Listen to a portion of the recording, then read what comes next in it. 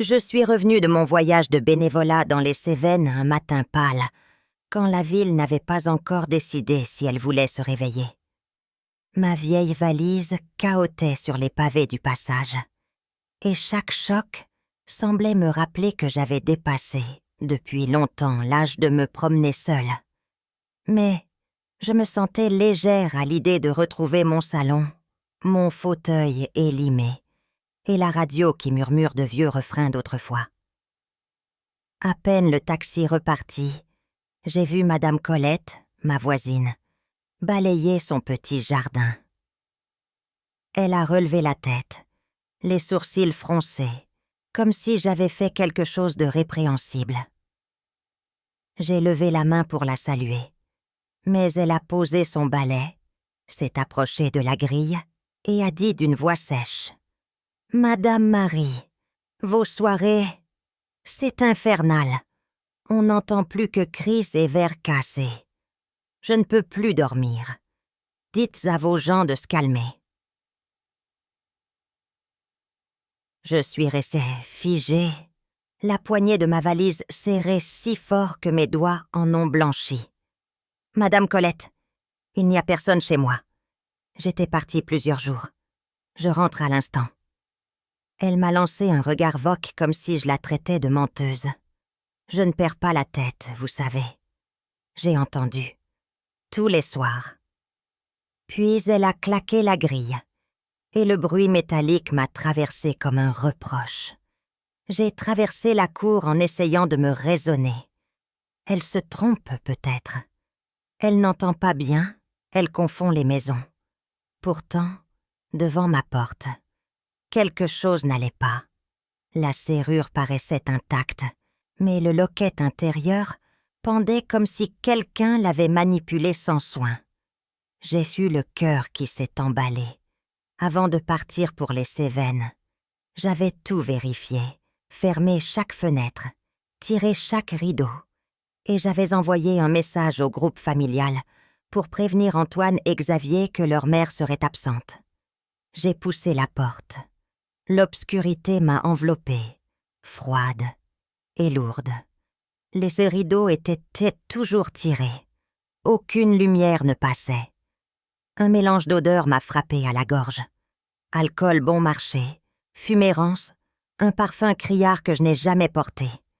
Au pied du seuil, une empreinte de semelle boueuse, nette comme un tampon, disait à sa façon: « Quelqu'un est entré ici. » Ma main a trouvé l'interrupteur.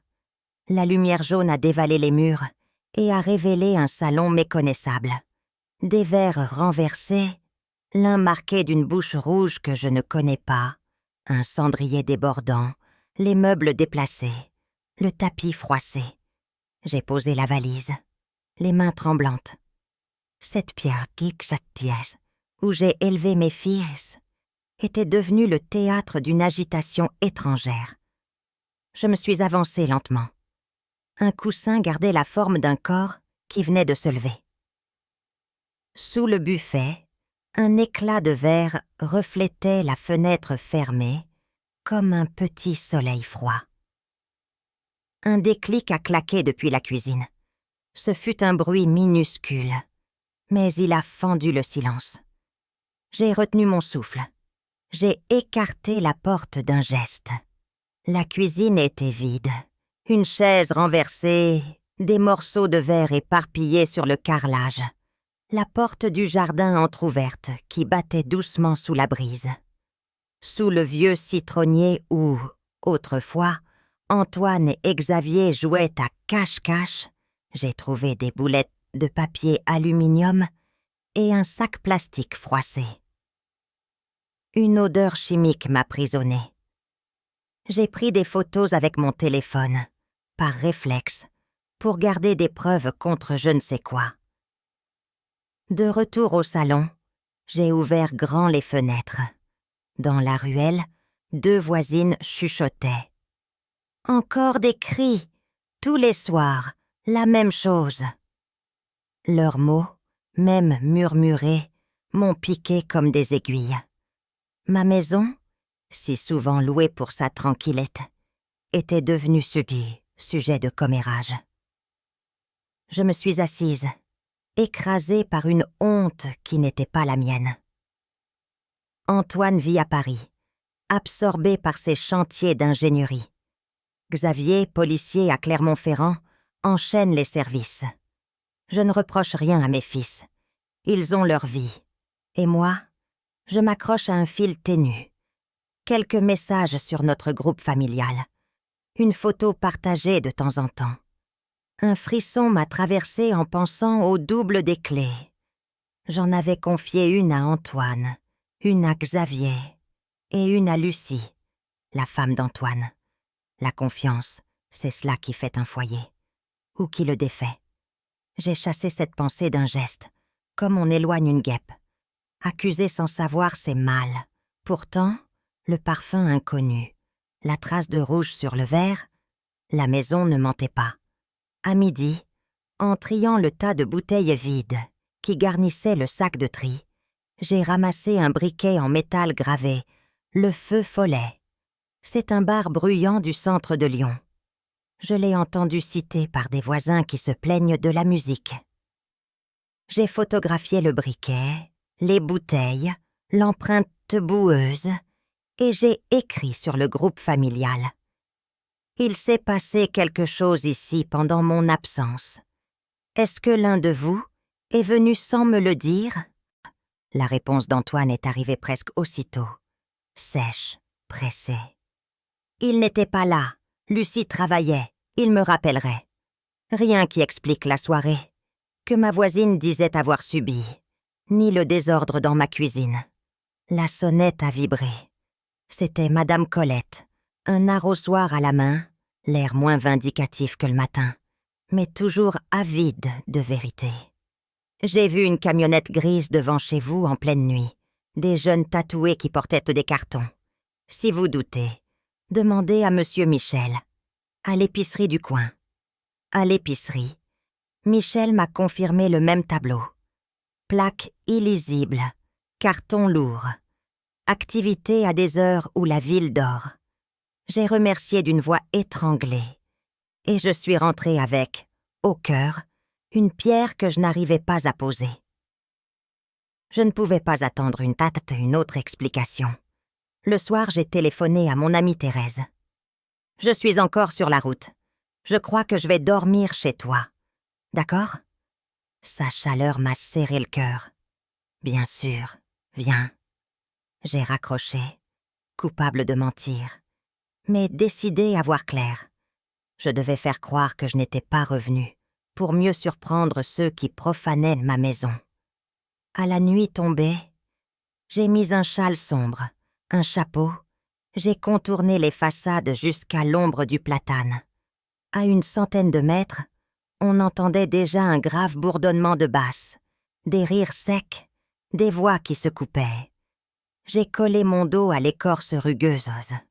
La rue, lavée d'orange par les lampadaires, m'a paru étrangère. 15 minutes ont coulé comme du plomb. Une camionnette a glissé au ralenti, phares éteints au dernier moment. 2 garçons, les bras constellés de tatouages, ont soulevé des cartons. La porte de ma maison s'est ouverte d'un coup, inondant le seuil de lumière. Et là, au premier plan, une silhouette que je connais par cœur. Lucie. Ses cheveux tirés, une robe trop courte, une bière à la main, un sourire qui n'était pas le sien.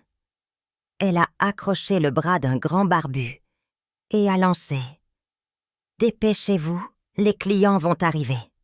J'ai senti que le monde reculait d'un pas. Lucie, à qui j'avais donné mes clés et mon affection, commandait chez moi comme en terrain conquis. Dans la salle, j'ai aperçu le barbu, Didier, poser les cartons sur ma table basse, ouvrir un couvercle, sortir des sachets translucides, remplis d'une poudre que je n'ai pas eu besoin de nommer. Ma gorge s'est serrée. Mon cœur, qui battait trop fort, aurait pu trahir ma cachette. J'ai levé mon téléphone pour prendre des photos. Par miracle, le flash était désactivé. Un homme est sorti fumer sur le perron, a balayé la rue d'un regard de bête aux aguets. Je me suis faite plus mince que mon ombre. Lorsqu'il est rentré, j'ai senti que la peur cédait la place à quelque chose de plus dur. Il y a des limites qu'on ne franchit pas. J'ai poussé ma grille. Le grincement a été comme un coup de clairon. La porte d'entrée n'était pas fermée. Je l'ai ouverte d'un coup de pied. La lumière m'a aveuglée un instant, m'apportant au visage l'odeur d'alcool, de tabac et de chimie. Le salon était méconnaissable. Canapés décalés, bouteilles à terre, jeunes femmes affalées, rires sans gêne, sachets alignés sur ma table comme une marchandise au marché. Lucie tenait un micro, chantonnant sur une musique qui secouait les murs. J'ai crié son prénom. Ma voix s'est brisée mais a fendu le vacarme. La musique s'est coupée. Les regards Zohar se sont tournés vers moi. Lucie a pâli, le micro a heurté le carrelage. Maman, que faites-vous ici? Je pensais que... Je n'ai pas voulu entendre la fin. J'ai montré la table. Vous appelez ça une fête? Vous avez changé ma maison en point de vente. Le barbu a haussé les épaules, un sourire tordu aux lèvres. Calmez-vous, madame, on passe un moment, c'est tout. Il a tapé dans ses mains. On continue. Mes doigts cherchaient déjà le numéro des secours. Il a avancé d'un pas, prêt à m'arracher le téléphone. Je me suis reculée, plus vive que je ne l'aurais cru. Lussac s'est précipité, m'a saisi l'avant-bras. Ne composez pas, je vais tout expliquer. Dans ses yeux, je n'ai pas vu de repentir, seulement la panique de quelqu'un pris sur le fait. À cet instant, laissez-moi vous demander une seule chose, avec douceur. Si cette histoire vous touche, pensez à vous abonner à la chaîne et à laisser un commentaire. Votre soutien aide vraiment cette voix à se faire entendre. Merci du cœur. La porte d'entrée a claqué de nouveau. Un homme s'est arrêté net, son porte-document encore à la main. Antoine. Son regard, d'ordinaire si sûr, s'est voilé en un souffle. Il a vu le salon ravagé, les inconnus, les sachets. Son attaché-case est tombé sur le carrelage avec un son sourd. Il a levé les yeux vers Lucie, debout, robe courte, maquillage défait. J'ai vu son monde se fissurer. Sa voix est sortie comme un fil. « Qu'est-ce que c'est que ça, Lucie ?» Elle a bredouillé, a trébuché, incapable d'assembler 3 mots. Le barbu a ricané. Elle nous rend service, c'est tout. On a entendu ensuite, très loin d'abord, puis proche, une sirène qui déchirait la nuit. Les bleus ont mangé la façade. Didier s'est tourné d'un bloc, a balayé la table, a fourré les sachets dans une sacoche. « On se casse !» a-t-il aboyé. La porte a cédé une 3e fois sous une épaule ferme. Xavier, mon cadet, est entré en uniforme, suivi de 4 collègues. Son regard a accroché Didier avec une froideur qui ne laissait pas de place au doute. Didier Lemaire, c'est fini. Ce point nous échappait. Je ne pensais pas le trouver ici. Ma voix a tremblé. Tu savais? Depuis quand? Xavier ne s'est pas détourné de sa tâche. Assez pour intervenir proprement, pas assez pour imaginer que Lucie était impliquée. Lucie s'est écroulée, main tremblante, larmes qui creusaient sa poudre. « On m'a forcée !» a-t-elle sangloté. Mais mon salon, saturé d'odeurs et de preuves, lui répondait mieux que des mots. Les bracelets ont claqué, les cris ont ricoché. Antoine restait resté dans un coin, le visage vidé de couleur. Je me suis tenue droite au milieu des débris, et j'ai compris que la maison que j'aimais venait de changer de peau. Pas seulement parce qu'on y avait trafiqué, mais parce qu'un fil invisible s'était rompu. La confiance. Après la rafale de sirènes et de pas, il laisse rester une étrange immobilité. Les policiers circulaient encore entre le salon et l'entrée, parlant bas, ramassant les sachets, photographiant les verres, les traces de boue, le briquet métallique posé sur la table. J'étais debout, les mains jointes, comme on se tient dans une église, quand on ne sait plus quoi prier. Xavier me jetait de temps à autre un regard bref, un de ces regards qui disent « Tiens bon », mais qui n'osent pas s'attarder, de peur que l'émotion fasse vaciller la consigne. Antoine, lui, s'était assis sur le rebord de la fenêtre, les coudes sur les genoux, le front dans la paume. On aurait dit un homme échoué dans la maison de son enfance, sur une plage couverte de débris qu'il ne reconnaît pas. On a entendu le cliquetis des menottes une dernière fois. Didier s'est retourné, le menton haut malgré la défaite, et il a posé sur moi un sourire bref, presque poli, qui m'a glacée. Comme si mon salon n'était qu'un décor de théâtre, et que je n'étais, moi, qu'une figurante à qui l'on adresse une révérence avant de tirer le rideau. J'ai baissé les yeux, non par honte, mais pour reprendre mon souffle. Lucie était assise par terre, entre deux agents, son maquillage ruisselant, les mains serrées sur un mouchoir qui ne servait plus à rien. Quand on l'a relevée, elle a trébuché. Elle a cherché Antoine des yeux, comme on cherche la berge quand on se noie, et Antoine n'a pas bougé. Son visage s'était fermé d'un coup, non pas dans la colère, mais dans quelque chose de plus froid, une décision qui cherche ses mots.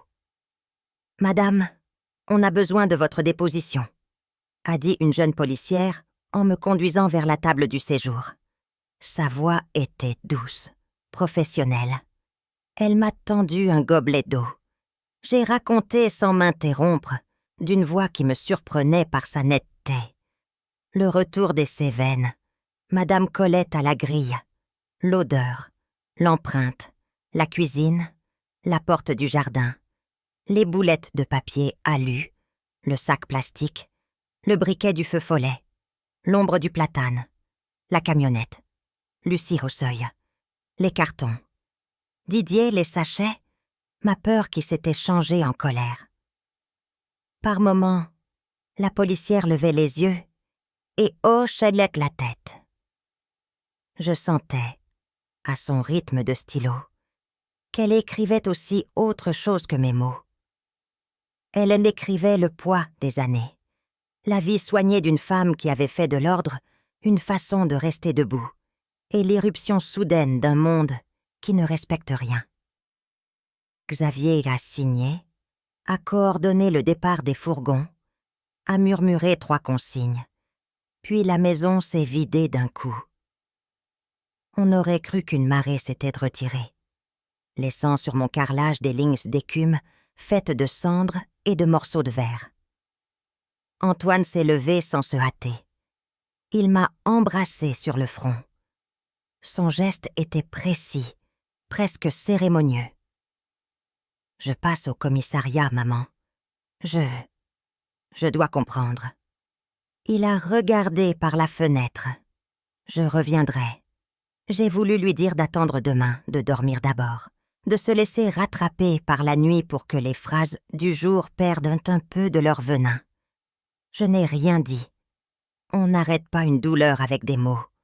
On l'accompagne. Voilà tout. Quand la porte s'est refermée, le silence a ronronné autour de moi. Un silence lourd que la maison ne connaissait pas. Je suis restée au milieu du salon. J'ai tiré une grande respiration.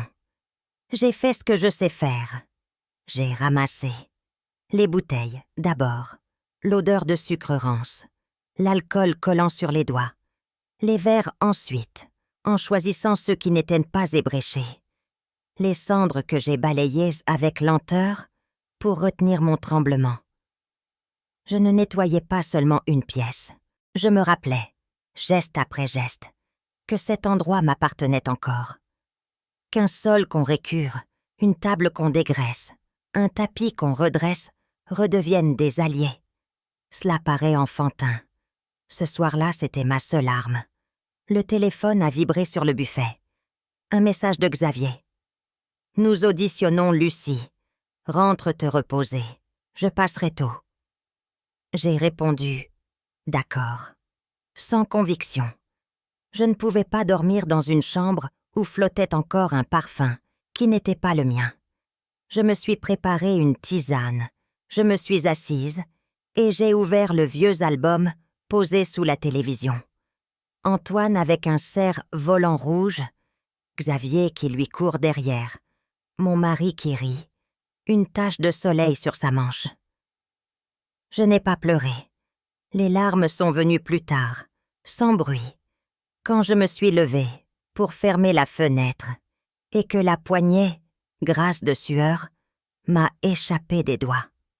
Au matin, Xavier est arrivé le premier, les yeux cernés, l'uniforme encore froissé de la nuit. Il a posé un sac de viennoiserie sur la table, a vérifié d'un regard que j'avais mangé. Puis il s'est assis face à moi.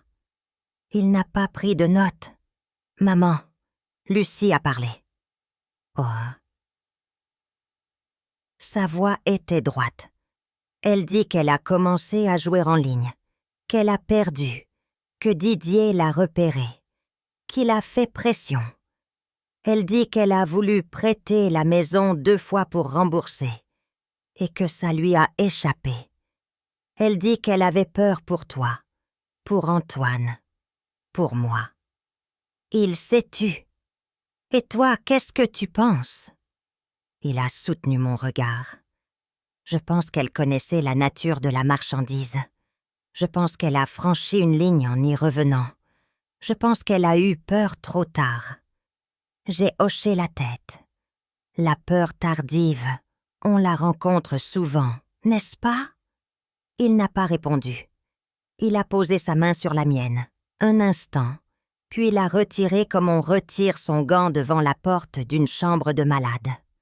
Antoine est venu vers 10 heures. Il avait l'air d'un homme qui a veillé trop longtemps dans un couloir où l'on n'a pas de chaise. Il s'est assis, a pris le bol que je lui tendais, a bu 2 gorgées de café sans en sentir le goût. « Elle a parlé à ton frère, n'est-ce pas ?» ai-je demandé. Il a dit oui. Sa voix s'est cassée. Elle m'a demandé de la croire. Elle a dit « Je n'ai pas vendu, je n'ai fait que laisser entrer. » Il a fermé les yeux. « Laisser entrer. » Nous sommes restés sur ces mots-là, qui contiennent tant de choses. Laisser entrer le bruit dans une maison de silence. Laisser entrer la nuit dans une maison de lumière. Laisser entrer le mensonge dans un couple qui se disait la vérité sans y penser. « Que vas-tu faire ?» ai-je murmuré. Antoine a lentement tourné sa tasse sur la table, comme si sa décision s'y écrivait en cercle. Je vais demander la séparation. Pas pour la punir, pour nous sauver. Il a posé ses 2 mains à plat. Je n'ai plus le sol sous les pieds. Après son dépre, j'ai sorti les draps, j'ai ouvert toutes les fenêtres, j'ai laissé la maison respirer comme on laisse un poumon se déplier. Madame Colette a frappé à la grille, une corbeille de fruits dans les mains. Je n'ai pas osé hier, avec tout ce remue-ménage, mais... Tenez. Son « tenez » était maladroit, pudique. Elle a regardé par-dessus mon épaule, a vu le salon remis en ordre, a soufflé. On a tous été jeunes, on a tous fait des bêtises. Mais là, elle n'a pas fini sa phrase. Moi non plus. Nous avons échangé un signe de tête, comme on signe une trêve. « Merci, Madame Colette. Vos mots m'ont blessée l'autre matin, je ne vous le cache pas. Mais ils ont fait leur travail. » Elle a baissé les yeux, un peu honteuse. Puis elle m'a serré le poignet avec une force étonnante. « Il faut tenir la maison, Madame Marie. C'est comme un navire. On resserre les cordages quand la tempête passe. Elle est repartie. Et sa phrase est restée simple, juste. Dans l'après-midi, j'ai pris mon sac et je suis allée à l'épicerie. Michel m'a accueilli d'un signe de tête grave. La police m'a posé des questions. J'ai dit ce que j'ai vu. Je l'ai remercié. « Vous avez besoin de quelque chose ?» a-t-il ajouté, et j'ai compris qu'il ne parlait pas seulement de farine et de sucre. J'ai besoin de marcher, Michel. J'ai payé, j'ai rangé soigneusement, et je suis ressortie. J'ai fait le tour du pâté de maison. Je me suis arrêtée devant la vitrine du feu follet. Le volet était baissé. Une affiche annonçait une fermeture exceptionnelle. J'ai pensé aux soirées trop bruyantes, à la fumée dans les cheveux, au rire facile. Et je me suis demandé combien d'histoires comme la mienne se cachaient, juste derrière le rideau. Je ne jugeais pas. J'essayais de mesurer. Mesurer ce qui s'était fissuré en moi et ce qui tenait encore. Le soir, Xavier m'a rappelé. « Didier reconnaît l'usage de votre maison, ni toute contrainte. Dit que Lucie était partante. Lucie conteste, maintient la peur, parle d'un prêt initial, d'une chaîne qui s'est resserrée. L'enquête continue. Nous allons fouiller les téléphones, les comptes, les messages. » Sa voix était claire, sans promesse. « Et toi ?» ai-je demandé. Il a soufflé. « Et moi, je reste policier. Je te le dis pour que tu n'aies pas à le deviner. Je ne te parlerai pas de ce dossier au-delà de ce que la loi permet. Je sais que tu comprends. » J'ai serré le combiné. « Je comprends, Xavier. Je suis fière de toi, même si cela me fait mal. » Nous nous sommes tus. Il a dit « Je passerai demain » et a raccroché. Je me suis assise à ma table comme on s'assied à un bureau pour écrire une lettre importante. J'ai pris un cahier, j'ai tracé la date, j'ai écrit. La maison a tenu. Puis j'ai ajouté « Ce n'est pas seulement du plâtre et du tissu, c'est un pays. On y perd la frontière en une soirée. On la reconquiert en plusieurs jours. » J'ai souri à ma propre phrase, trop grande pour une petite femme comme moi, mais vraie dans sa démesure. J'ai fermé le cahier, j'ai rangé le stylo. J'ai bu un verre d'eau, j'ai éteint les lumières.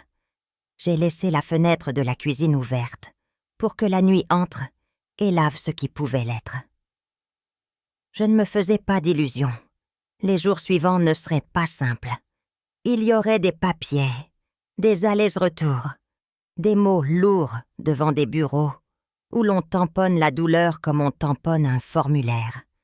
Il y aurait des regards dans la rue, quelques chuchotements, des curiosités mal retenues. Il y aurait peut-être des excuses qui n'en sont pas, des regrets trop tardifs, des mains tendues que l'on n'ose pas saisir. Mais il y aurait aussi des gestes minuscules. Madame Colette qui pose sa corbeille, Michel qui garde un œil sur la ruelle, Thérèse qui enverra un message le soir. « Tu veux du potage ?» Et mes fils, chacun à sa manière, qui réapprendront à venir ici autrement. Oui, cela aussi existe. Et c'est avec cela que l'on reconstruit. Avant de me coucher, je suis sortie dans la cour. Le ciel de Lyon, lavé par le vent, avait la couleur d'une porcelaine fêlée. Le citronnier frémissait. J'ai posé la paume sur l'écorce. « On va y arriver », ai-je murmuré. Je ne savais pas très bien qui j'essayais de convaincre. L'arbre, la maison, ou bien moi. Peu importe.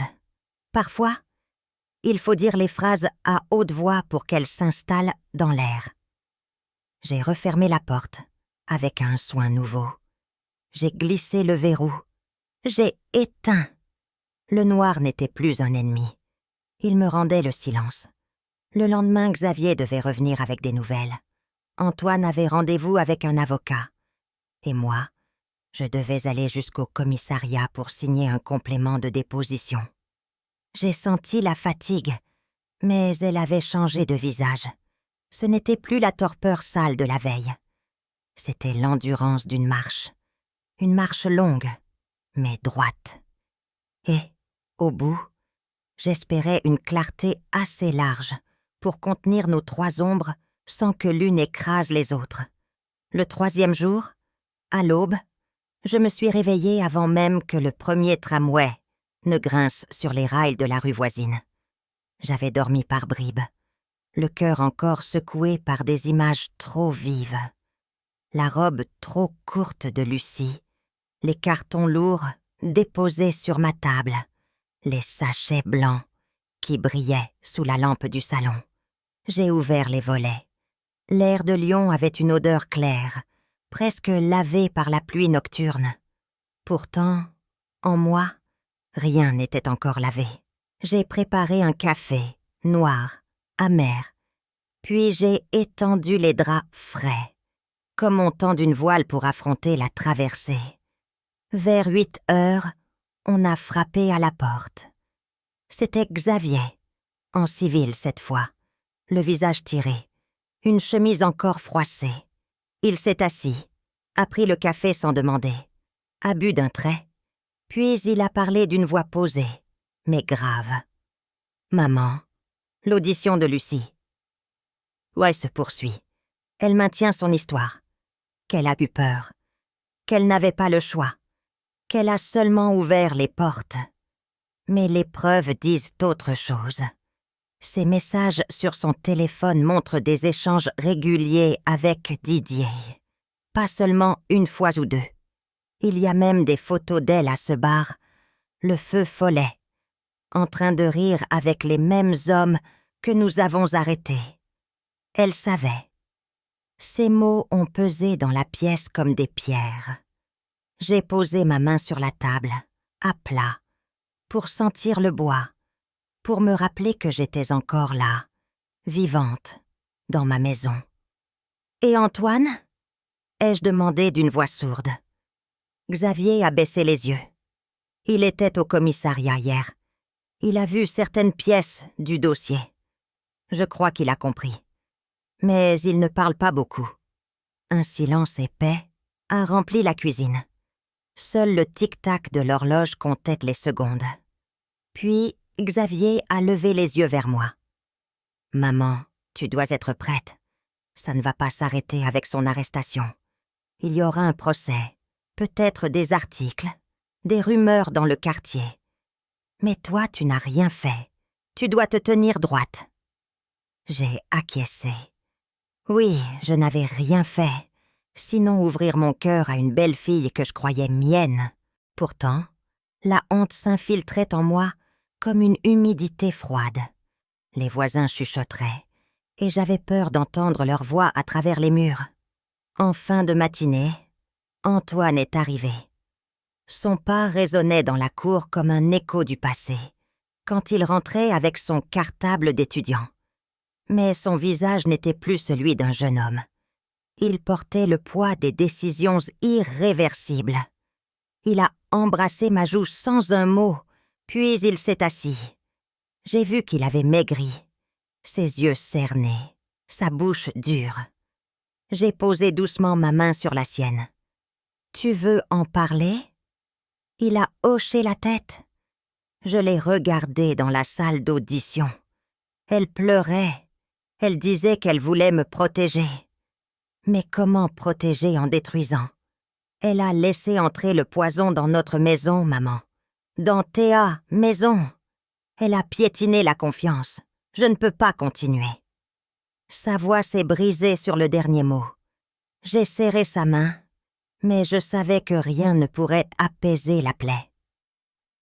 Les décisions de justice sont une chose, mais la fracture du cœur en est une autre. L'après-midi, j'ai accompagné Antoine au cabinet d'un avocat dans le centre. La salle d'attente sentait le cuir et la poussière de dossiers. Pendant qu'il signait les premiers papiers, j'ai observé son profil. cet homme solide que j'avais vu grandir, qui avait toujours été sérieux, consciencieux, aujourd'hui penché sur une séparation qu'il n'avait jamais imaginée. Je suis sortie prendre l'air. Devant la place, des enfants jouaient au ballon. Leur rire traversait la pluie fine. J'ai pensé, la vie continue, quoi qu'il arrive, même quand une maison s'écroule. Le soir, de retour, je me suis assise dans mon salon, redevenue ordonnée. J'ai sorti mon cahier. J'ai écrit. Quand la confiance s'effondre, ce ne sont pas seulement deux personnes qui se séparent, c'est tout un cercle qui tremble. La mère, le frère, les voisins, et la maison elle-même, qui perdent un peu de son âme. J'ai refermé le cahier. J'ai laissé tomber ma tête dans mes mains. Les larmes ont coulé enfin, silencieuses, chaudes. Et j'ai laissé ce torrent me laver un instant. 3 jours après l'arrestation, la rue avait retrouvé son calme apparent. Mais ce n'était pas un vrai silence. C'était le silence après l'orage, quand les branches encore mouillées craquent sous leur poids. Le citronnier de la cour avait perdu quelques feuilles jaunies, et je me suis surprise à les ramasser une à une, comme si cela pouvait effacer la trace des cris et de la musique qui avait souillé mes murs. Dans la soirée, Thérèse était venue me voir. Elle portait un sac de gâteaux maison et son éternel rire qui résonne comme une cloche. Elle a posé le sac sur la table, m'a regardé droit dans les yeux et a dit « Tu n'es pas seule, Marie, on traverse avec toi ». Ces mots simples m'ont frappé plus fort que toutes les phrases compliquées de l'avocat. Oui, je n'étais pas seule. Et même si ma famille était meurtrie, même si ma maison avait été profanée, il restait encore des liens solides, des mains tendues. Cette nuit-là, j'ai dormi un peu mieux. Le parfum d'inconnu s'était dissipé. Restait l'odeur familière du bois ciré, du linge propre. Mais dans mes rêves, j'entendais encore la voix de Lucie, ses suppliques, ses larmes. Et je savais que le plus difficile n'était pas terminé. Le procès viendrait. Et avec lui, une vérité qu'il faudrait affronter jusqu'au bout. Le matin suivant, un courrier officiel m'attendait dans la boîte aux lettres. L'enveloppe, blanche et rigide, portait le sceau du tribunal de Lyon. Mes mains tremblaient en la tenant. J'ai pris une grande inspiration avant de l'ouvrir.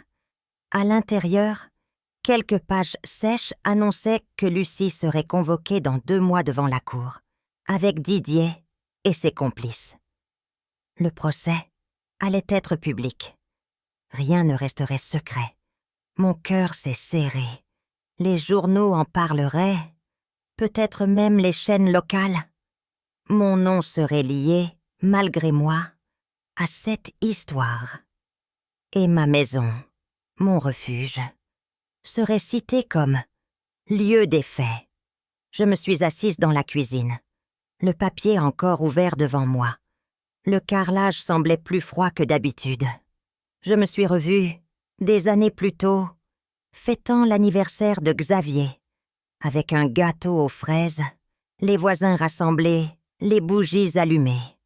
Ce même carrelage, qui gardait les traces de nos rires, allait désormais figurer dans un dossier judiciaire. Une larme a roulé. Pas pour moi, pour mes fils.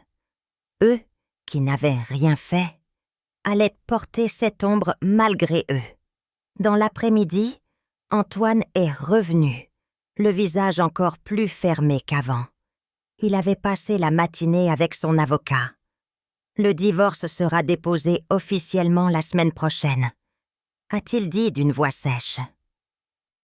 J'ai voulu le consoler, lui dire que le temps se guérit, que d'autres vies s'ouvrent, mais ses yeux étaient vides. Je croyais en elle, maman. Je lui avais confié mon avenir. Comment faire confiance à nouveau? Je n'ai pas trouvé de réponse. J'ai seulement posé ma main sur son bras. Dans son silence, j'ai entendu l'écho de mon propre veuvage. Des années plus tôt, quand la mort avait emporté mon mari, j'avais cru que je ne pourrais plus jamais sourire. Et pourtant, la vie m'avait forcé à avancer.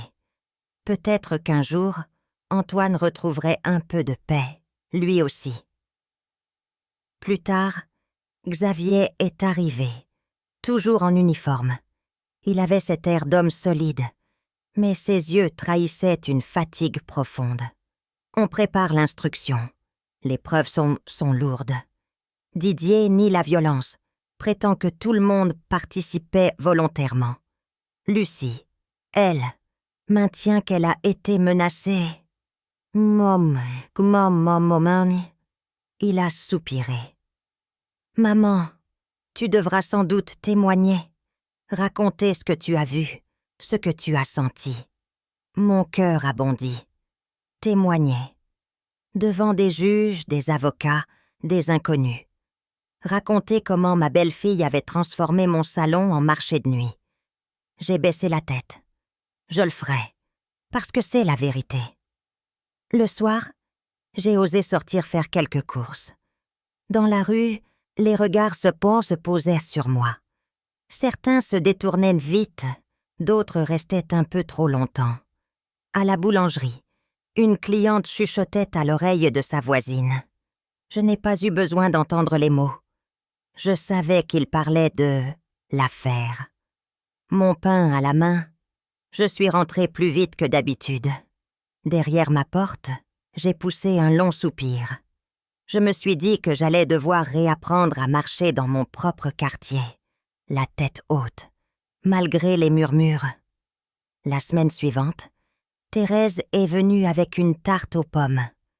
Elle a posé le plat sur ma table, a relevé ses manches et a commencé à m'aider à ranger la vaisselle sans rien demander. Puis, d'un ton ferme, elle a dit « Marie, n'oublie pas, tu n'as rien à te reprocher. La honte, ce n'est pas la tienne. » Ces mots m'ont fait du bien. Je les ai gardés comme une armure invisible. Une nuit, pourtant, j'ai rêvé. Dans le rêve, ma maison s'écroulait, pierre après pierre, et derrière chaque mur tombé apparaissaient les visages des voisins, curieux, accusateurs. Je me suis réveillée en sursaut, le souffle court. Le silence de la maison m'a alors semblé plus effrayant que le vacarme. Je me suis levée, j'ai allumé la lampe du salon, et je suis restée là, à contempler les murs. « Tiens bon », ai-je murmuré. Je ne savais pas si je parlais à moi-même ou à ces murs fatigués. Un matin, Antoine est venu me voir, plus calme. Il avait les traits tirés, mais sa voix était posée. J'ai réfléchi, maman. Peut-être que ce procès, aussi dur soit-il, va nous libérer. Il mettra au jour ce qui doit être vu. Et après, il faudra reconstruire. J'ai hoché la tête. Oui, reconstruire. Mais comment? À 70 ans passés, on ne reconstruit pas comme à 30. On ne fait pas de nouveaux plans de magaison. On apprend seulement à respirer autrement dans les ruines. À l'approche de l'automne, j'ai planté de nouvelles fleurs sous le citronnier, dans la cour. De petites roses pâles, fragiles mais tenaces. Les voisins qui passaient ont vu mes mains dans la terre, et quelques-uns m'ont salué d'un signe. Certains sourires étaient sincères, d'autres prudents. Peu importait. Moi, je continuais.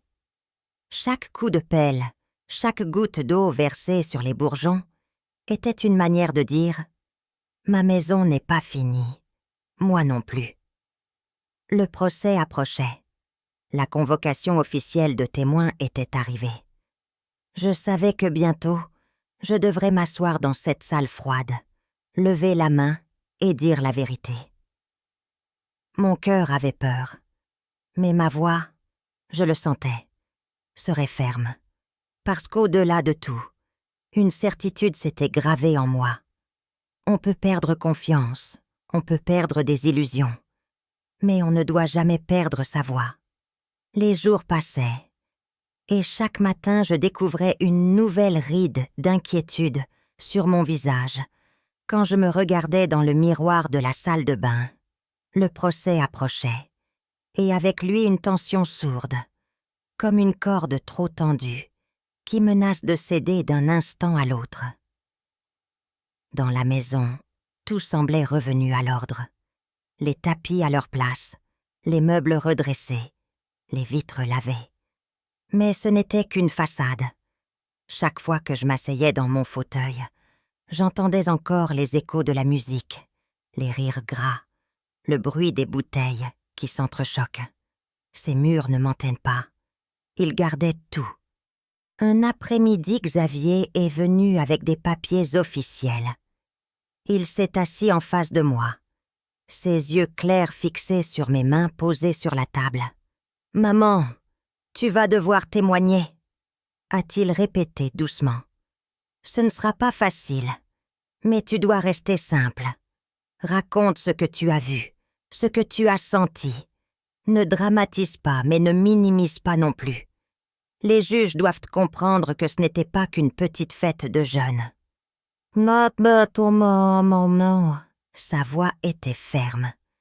Mais derrière cette fermeté, je devinais l'enfant inquiet qu'il avait été, l'enfant qui courait dans la cour après un ballon, et qui aujourd'hui devait apprendre à protéger sa mère de la vérité elle-même. J'ai hoché la tête et j'ai dit « Je dirai la vérité. Rien de plus, rien de moins. » Le soir, Antoine est venu dîner. Il avait maigri, et ses épaules semblaient voûtées sous un poids invisible. J'avais préparé une soupe chaude, comme lorsqu'il était étudiant. Nous avons mangé en silence. Puis, il a posé sa cuillère, et d'une voix brisée, il a murmuré. « J'ai aimé Lucie de tout mon cœur, maman. J'ai cru que je pouvais construire ma vie avec elle. Aujourd'hui, je ne sais même plus qui elle est. » J'ai serré sa main. Je n'ai pas cherché à trouver des phrases toutes faites. Parfois, il n'y a rien d'autre à dire que « je suis là ». Il m'a regardé, ses yeux rougis, et a ajouté « Ce procès va la détruire. Mais il m'a déjà détruit. Moi aussi. » Je n'ai pas su répondre. Les voisins commençaient à changer d'attitude. Certains détournaient le regard, craignant sans doute que l'ombre de l'affaire les touche. D'autres, au contraire, m'adressaient des mots de soutien. Madame Colette, un matin, est venue frapper à ma porte. Elle avait apporté une miche de pain, encore tiède. Elle s'est tenue droite sur le seuil et a dit « Pardonnez-moi, Madame Marie. Je vous ai jugé trop vite, mais je suis contente que la vérité sorte. Vous êtes courageuse. » Sa voix était plus douce qu'autrefois, et ses yeux humides trahissaient une émotion sincère. Je l'ai remerciée, et j'ai compris que même dans la médisance des voisins, il y avait parfois une graine de souci réel. Les nuits, pourtant, restaient lourdes. Souvent je me réveillais en sursaut, croyant entendre encore la porte du jardin claquer ou des pas dans le couloir. Je descendais alors, ouvrais chaque pièce, comme une sentinelle qui vérifie son territoire. Chaque fois, le silence me rassurait et m'attristait tout à la fois. J'avais l'impression d'habiter une maison vidée de son âme. Un matin d'automne, j'ai reçu un appel inattendu. C'était Lucie, depuis le centre de détention où elle attendait son procès. Sa voix était éteinte, éraillée, mais reconnaissable. « Maman, » m'a-t-elle dit en sanglotant, « je vous en supplie, pardonnez-moi. J'ai eu peur, j'ai été faible, mais je n'ai jamais voulu vous faire du mal. » J'ai fermé les yeux. Mon cœur battait fort.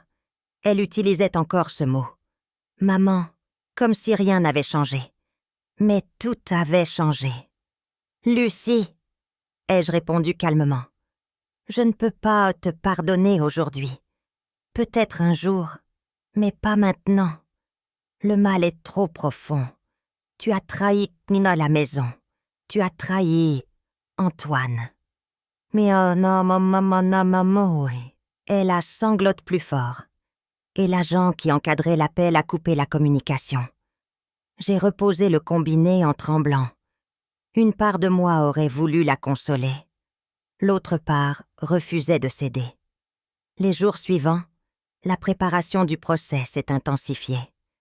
Je devais revoir mes dépositions avec un avocat commis d'office, répéter les détails, préciser les odeurs, les bruits, les visages. À chaque répétition, je revivais la scène. La robe de Lucie, le rire de Didier, les sachets étalés comme des fruits défendus sur ma table. Chaque mot me blessait, mais chaque mot me libérait aussi. Car dire, c'est arracher un peu de l'ombre pour la mettre en lumière. Xavier, lui, était partagé entre son rôle de fils et son rôle de policier. Un soir, alors que nous dînions ensemble, il m'a dit « Maman, je dois rester impartial. Tu le comprends ?» Je l'ai regardé. « Tu restes mon fils avant tout. » Il a baissé les yeux. « Oui, mais devant la loi, je suis aussi un témoin. Je ne pourrai pas protéger Lucie. Je ne le veux pas. » J'ai posé ma main sur son épaule. « Ce n'est pas toi qui l'as mise dans ce piège. Elle s'y est mise elle-même. » Il a acquiescé, mais j'ai vu son regard sombre. Dans son cœur, il souffrait de voir sa famille ainsi exposée au grand jour. La veille du procès, j'ai rangé la maison comme on range avant une visite solennelle. J'ai allumé une bougie devant la photo de mon mari, son sourire figé dans un temps plus doux. « Aide-moi », ai-je murmuré. « Aide nos fils à traverser ça. » La flamme vacillait, comme si elle voulait me répondre. J'ai alors pris une feuille blanche et écrit « Je ne suis pas victime, je suis témoin, et un témoin doit parler pour que la vérité ait un visage. » J'ai plié la feuille et l'ai glissée dans mon sac. Elle m'accompagnerait au tribunal. Le lendemain, en montant les marches de pierre du palais de justice de Lyon, je sentais mes jambes trembler, mais mon cœur, lui, battait d'une force étonnante.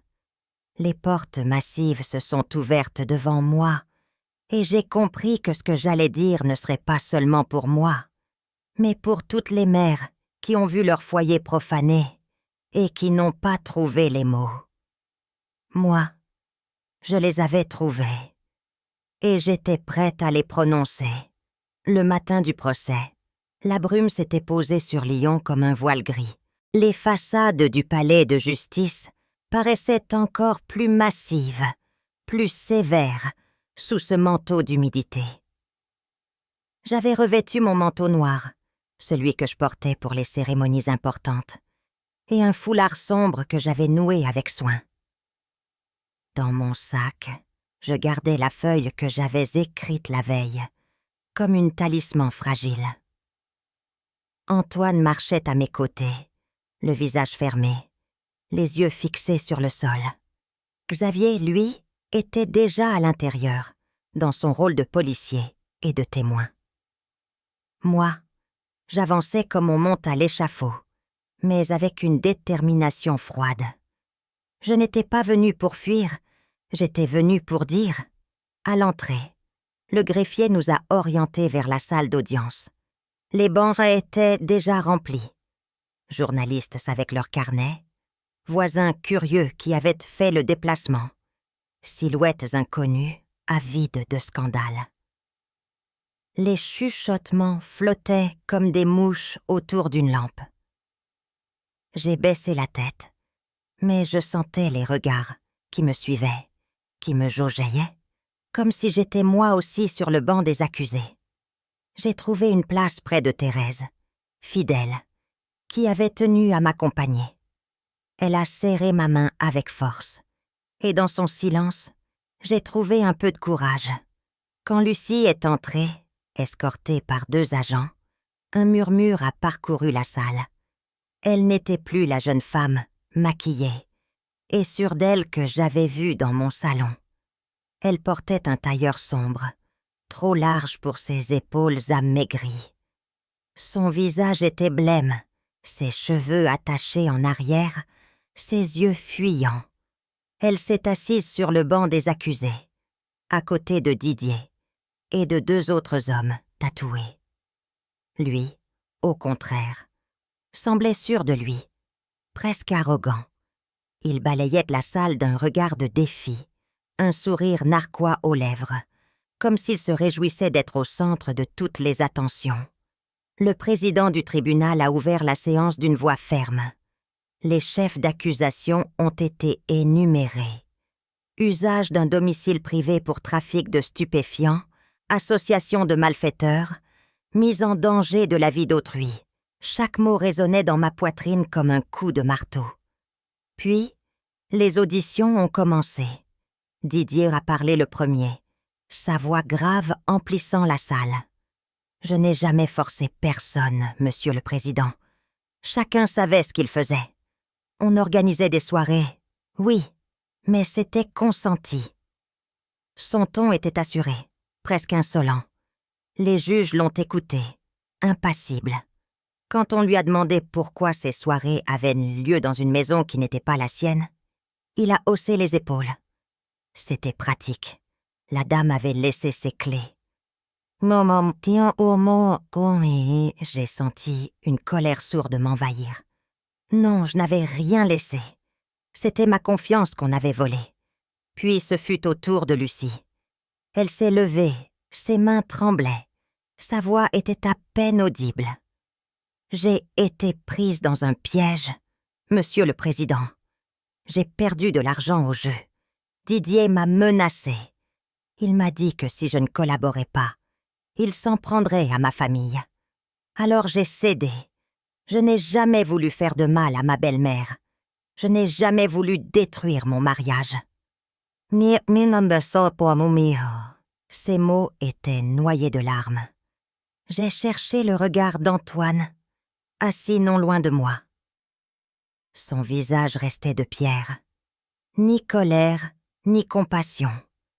Juste une muraille de silence.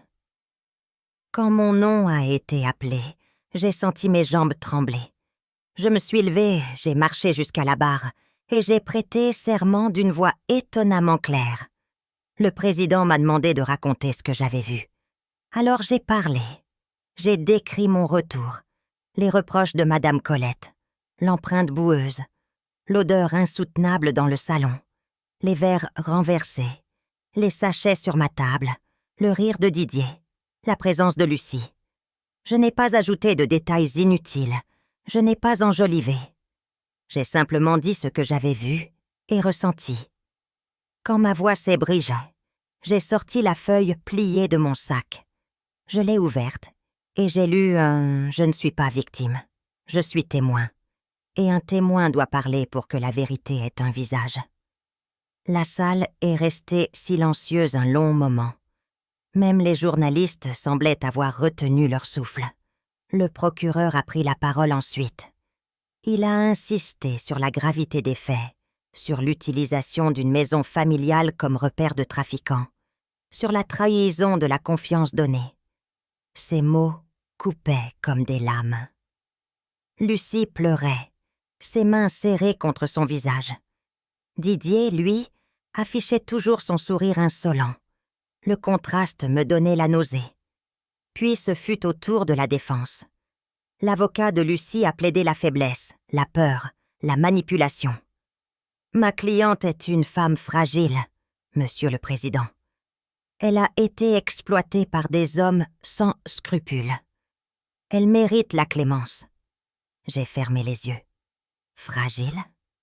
Je repensais à cette soirée où elle commandait, une bière à la main, donnant des ordres comme une maîtresse de maison, fragile peut-être, mais complice, sûrement, La journée a été longue, rythmée par les témoignages des policiers, dont celui de Xavier. Il a parlé d'une voix neutre, professionnelle, comme s'il n'était pas mon fils. Mais ses yeux, quand ils se sont brièvement posés sur moi, ont dit autre chose. La fierté, la douleur et la certitude qu'il faisait ce qu'il fallait. En fin d'après-midi, le président a suspendu l'audience. Nous sommes sortis dans la cour du palais. L'air froid m'a fouetté le visage. Antoine est resté à distance, comme s'il avait besoin d'espace pour respirer. Thérèse m'a rejoint et a murmuré « Tu as été forte, Marie. Tu as dit ce qu'il fallait dire. » J'ai hoché la tête, mais au fond de moi, j'étais vidée, épuisée, comme après une longue maladie. Le soir, de retour à la maison, je me suis assise sous le citronnier. Les petites roses que j'avais plantées commençaient à fleurir malgré le froid. Je les ai contemplées longuement. Elles me rappelaient que même dans la boue, la vie trouvait toujours une manière de renaître. Mais je savais aussi que la route n'était pas terminée. Le verdict n'avait pas encore été rendu. Et ce verdict, qu'il soit lourd ou clément, changerait encore nos vies à jamais. Cette nuit-là, j'ai prié. Pas une prière de religion précise, mais un murmure vers le ciel. J'ai demandé la justice, pas la vengeance. J'ai demandé que mes fils trouvent que la force de continuer, que la vérité éclaire nos pas. Et en m'endormant, j'ai senti, pour la première fois depuis longtemps, une paix fragile s'installer dans ma poitrine. Le matin du verdict, la lumière d'automne baignait Lyon d'une clarté pâle. Le Rhône s'écoulait lentement sous les ponts, comme s'il portait avec lui le poids des secrets et des douleurs des habitants de la ville. Je m'étais réveillée tôt, incapable de trouver le sommeil. J'avais préparé du café, mais son goût m'était resté amer dans la bouche. Mon cœur battait vite, comme si chaque seconde m'approchait d'une révélation que je redoutais autant que je l'attendais. J'ai noué mon foulard avec soin. J'ai pris mon sac et j'ai fermé la porte de ma maison, cette maison qui avait été le théâtre de tant de drames, mais qui, malgré tout, restait mon refuge. À l'entrée du palais de justice, l'air était plus froid que la veille. Une file de gens s'étirait déjà sur les marches. Des journalistes se bousculaient, leurs micros tendus, leurs appareils photos prêts à capturer le moindre signe de faiblesse. J'ai senti mon estomac se nouer, mais j'ai continué à marcher, droite, sans détourner les yeux. Derrière moi, Antoine me suivait, le visage fermé. Il n'avait pas beaucoup parlé ces derniers jours. Ses traits s'étaient durcis, comme sculptés par la douleur et la colère. À mes côtés, Thérèse m'a soutenue d'un léger geste, sa main sur mon bras, me donnant un courage silencieux. Dans la salle, l'atmosphère était électrique.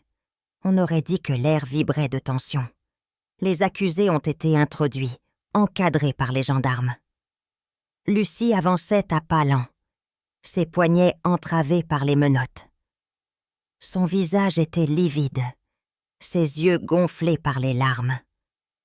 Elle n'avait plus rien de la belle fille souriante que j'avais connue, ni même de la femme arrogante qui donnait des ordres dans mon salon. C'était une silhouette brisée, écrasée par le poids de ses choix. À côté d'elle, Didier affichait encore ce sourire narquois, ce défi insolent. Il semblait se nourrir de la peur des autres, comme s'il avait choisi d'être l'ombre dans la lumière. Le président a ouvert la séance d'une voix solennelle. Les juges ont repris place, le procureur s'est levé. Le silence s'est installé, lourd, presque oppressant. J'entendais le souffle court des spectateurs, les grincements des bancs de bois, et surtout le battement régulier de mon cœur, comme un tambour dans ma poitrine. La parole a été donnée au procureur. Sa voix était ferme, claire, sans tremblement. Il a rappelé les faits. L'utilisation d'une maison familiale comme couverture pour un trafic de drogue, la trahison de la confiance donnée, le danger pour tout le quartier. Ces mots tombaient comme des pierres. Nous ne parlons pas seulement de substances illicites, mais d'une communauté menacée, d'un voisinage terrorisé, d'une famille brisée. J'ai baissé les yeux, sentant mes larmes affleurer. Oui, ma maison avait été transformée en quelque chose que je ne reconnaissais plus. L'avocat de Lucie a pris la parole ensuite. Son ton était plus doux, presque suppliant. Il a parlé de sa fragilité, de ses dettes de jeu, des menaces qu'elle aurait reçues. Il a décrit une femme dépassée par des hommes plus forts qu'elle, manipulée, contrainte. J'écoutais, mais chaque phrase me paraissait fausse, fragile, comme une vitre fendue prête à se briser. Je me souvenais de ses rires, de ses gestes assurés, de ses yeux brillants le soir où je l'avais surprise. Était-ce possible qu'elle ait joué un rôle? Était-ce possible que la peur l'ait poussée jusque-là? Mon cœur voulait le croire, mais ma raison me rappelait que rien n'excuse la trahison. Puis ce fut au tour de la défense de Didier. Son avocat, un homme grand et sec, s'est levé avec un sourire ironique. Il a tenté de minimiser, de réduire les faits à de simples excès de fête, des erreurs de jeunesse amplifiées par les circonstances. Mais les preuves étaient là, les photos, les saisies de la police, les témoignages. Rien ne pouvait effacer la vérité. Enfin, le président a pris la parole. Sa voix grave résonnait dans chaque recoin de la salle. Après délibération, le tribunal rend son verdict. Tout le monde a retenu son souffle.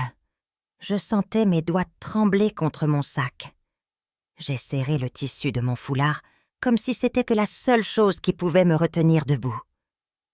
Didier, reconnu coupable de trafic de stupéfiants, association de malfaiteurs et usage d'un domicile privé pour activités illégales, est condamné à 12 ans de réclusion criminelle ferme. Un murmure a parcouru la salle. Didier n'a pas perdu son sourire. Il a juste haussé les épaules, comme si la condamnation n'avait aucune importance pour lui. Mais dans ses yeux, un éclat d'inquiétude a trahi son masque. Puis le président a poursuivi. Lucie, reconnue coupable de complicité, de mise à disposition volontaire d'un domicile familial et de mise en danger d'autrui, est condamnée à 4 ans de prison, dont 2 fermes. À ces mots, Lukeki s'est effondré. Ses jambes ont cédé et il a fallu que les gendarmes la soutiennent pour éviter qu'elle ne tombe. Ses sanglots ont rempli la salle. Non, je vous en supplie. Mais la décision était irrévocable. Les juges avaient parlé. Antoine s'est levé brusquement, son visage livide, ses yeux rouges de douleur. Il n'a pas dit un mot. Il a simplement ramassé son manteau et quitté la salle, sous le regard des journalistes. Son départ résonnait comme une condamnation plus lourde encore que celle du tribunal. Je savais que son cœur venait de se briser définitivement. Moi, je suis restée assise, figée. Mes larmes coulaient silencieusement. Pas de triomphe, pas de soulagement. Seulement un immense vide. Le mal était fait. La justice avait parlé. Mais la blessure dans notre famille restait béante. Quand l'audience a pris fin, je suis sortie dans la cour. L'air frais m'a fouetté le visage, mais je n'ai pas trouvé de réconfort. Xavier m'a rejoint. Son uniforme lui donnait un air grave, mais ses yeux brillaient d'une tendresse contenue. « Maman, c'est fini. Tu peux respirer maintenant. » J'ai hoché la tête. Mais je savais que ce n'était pas fini. Rien n'était jamais fini, après une telle trahison. Xonga laisse jour soiranta. La maison a retrouvé son silence. J'ai passé des heures à nettoyer, à effacer les dernières traces de cette souillure. Chaque objet redevenait familier, mais un poids demeurait. J'écrivais souvent dans mon journal pour mettre de l'ordre dans mes pensées. La confiance est comme un fil de soie. Elle relie les êtres. Quand ils se brisent, ils ne se réparent jamais tout à fait. Un soir, assise sous mon citronnier, j'ai repensé à tout ce que j'avais traversé. La trahison de Lucie, la douleur d'Antoine, la force de Xavier. J'ai compris que ma maison, malgré ses murs fissurés et ses souvenirs brisés, restait debout. Et moi aussi, je restais debout. J'avais perdu des illusions, mais j'avais gagné une vérité, celle de ma propre voix. J'ai levé les yeux vers le ciel. La lune brillait, claire et ronde. J'ai murmuré une prière simple. Donne-moi la force de continuer, de protéger ce qui me reste et de croire encore à la lumière. Et dans ce silence nocturne, j'ai senti, pour la première fois depuis longtemps, que l'avenir, même fragile, pouvait encore s'écrire.